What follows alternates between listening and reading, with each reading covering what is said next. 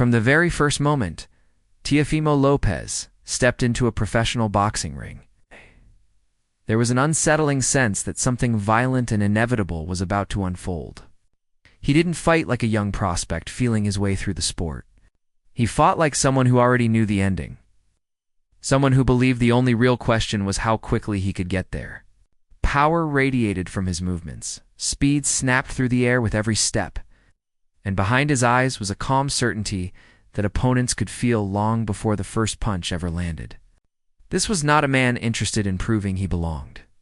This was a man determined to take something from everyone placed in front of him. In 2016, just 19 years old, Lopez faced Ishwar Sequeiros in what should have been a routine early career bout. The fight barely registered outside of hardcore circles, but inside the ring it became something unforgettable. Sequeiros came prepared to test the kid, to push him, to see if the hype matched reality.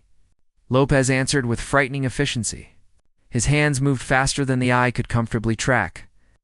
And when his right hand landed clean, it wasn't just a punch, it was a switch being flipped. The first knockdown sent a ripple through the building. The second erased any remaining doubt. Within 2 rounds, the fight was over, and the boxing world had been quietly warned. A future problem had arrived. That warning only grew louder in 2017. At Madison Square Garden's Hulu Theater, Lopez met Daniel Baston, a fighter determined to survive the early storm and drag Lopez into unfamiliar territory. It never happened. Lopez closed distance instantly, punished hesitation, and turned every exchange into a threat. Baston tried to stand his ground, but the gap in speed and timing was unforgiving. The stoppage came quickly, cleanly, and decisively. 2 rounds were enough. By then, the pattern was impossible to ignore. When Lopez fought, time ran out for the other man. Later that year, Lopez found himself on a massive stage, sharing a card with some of the most technically gifted fighters in the sport. Against Jorge Luis Munguia, the assignment was simple on paper. Give rounds, test composure, don't steal the show. Lopez had other plans. From the opening bell, he fought with sharp focus, cutting off space and forcing Munguia into mistakes. When the opening appeared, Lopez didn't hesitate.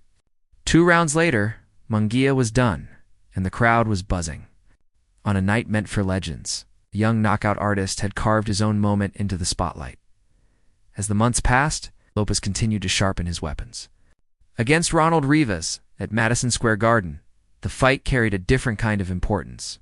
Rivas was experienced, durable, and capable of exposing flaws if Lopez rushed. Instead, Lopez stayed composed. He waited, read the rhythm, and then detonated a left hook so perfectly timed it seemed inevitable in hindsight. Rivas dropped hard, his body unresponsive, the referee stepping in without hesitation. It was the kind of knockout that silences a crowd before erupting it. The kind that forces even seasoned observers to sit back and exhale. By early 2018, Lopez faced Juan Pablo Sanchez, a veteran with over 30 fights and the kind of durability that usually drags prospects into deep waters. This fight revealed a different side of Lopez. He didn't chase a highlight. He boxed intelligently, mixed combinations, worked angles, and punished mistakes without overcommitting. When Sanchez tried to push forward, Lopez met him with sharp counters and controlled aggression. The win mattered not because of how it ended, but because of how Lopez handled himself throughout. He wasn't just a knockout artist.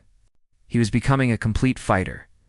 That evolution continued against Vitor Jones Freitas, a Brazilian fighter with pedigree and resilience.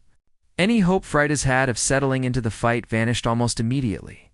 Within the opening minute, Lopez struck with a punch that disrupted balance and awareness in an instant. The fight was over almost as soon as it began. It wasn't the loudest knockout of Lopez's career, but it was efficient, precise, and cold. At this point, the transformation was complete. Lopez was no longer chasing opportunities. Opportunities were being built around him. In July 2018, Lopez stepped into the ring against William Silva for the vacant WBC Continental Americas lightweight title. Silva wasn't a pushover. He was experienced, tough, and accustomed to adversity. For several rounds, he tried to impose pressure and test Lopez's patience. Lopez responded by breaking him down piece by piece. He attacked the guard, punished retreats, and steadily drained Silva's resistance. When the left hook finally landed clean, Silva collapsed under the weight of accumulated punishment. Lopez had claimed his first professional title, and with it, he signaled that bigger nights were no longer a matter of if, but when. December brought Mason Menard, a seasoned veteran known for frustrating young prospects. Menard's experience didn't matter. The fight barely had time to exist before Lopez erased it with a devastating overhand right. Menard was unconscious before he hit the canvas, falling face first in a way that left no ambiguity. It was one of those knockouts that defines a reputation, a single punch that separates contenders from everyone else. Lopez celebrated, but the message was already delivered. He was operating on a different level in 2019. The opposition stepped up, and so did Lopez. Diego Magdaleno was a former world title challenger with skill, toughness, and ambition. This wasn't a fight that could be rushed. Lopez worked methodically, investing in the body, setting traps, and waiting for the moment. When it came, it was brutal. A sharp combination dropped Magdaleno, his nose broken, his resolve fading. By the 7th round, the punishment was undeniable. Lopez closed the show with savage left hooks, forcing the stoppage and proving he could break elite fighters over time, not just overwhelm them early. Eddie's Tatley followed. A former European champion with durability and ring IQ, Lopez dismantled him with calculated pressure, mixing bodywork with headshots and finishing when Tatley could no longer respond. Masayoshi Nakatani then pushed Lopez to his limits in a 12-round IBF eliminator, testing stamina, discipline, and adaptability. Lopez navigated adversity, adjusted mid-fight, and emerged with a unanimous decision that showcased maturity and championship potential. Everything led to December 2019. When Lopez challenged Richard Kami for the IBF lightweight world title, Kami was powerful, experienced, and confident. For a brief moment, the tension felt real. Then Lopez set the trap. A perfectly timed right hand shattered Kami's balance and awareness, leaving him on unsteady legs. The finish came quickly after. 2 rounds were all it took.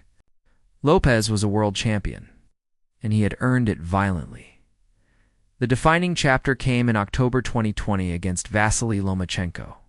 This was the fight that separated hype from history. Over 12 rounds, Lopez boxed with discipline and fearlessness, neutralizing Lomachenko's angles and attacking the body with purpose. He refused to be intimidated by reputation or experience. When the final bell rang and the decision was announced, Lopez stood as the undisputed lightweight champion of the world. At 23 years old, he had conquered a division stacked with talent, though setbacks followed, including a stunning loss to George Kambosos. Lopez refused to fade. He rebuilt himself at junior welterweight, rediscovering hunger and focus. Against Pedro Campa,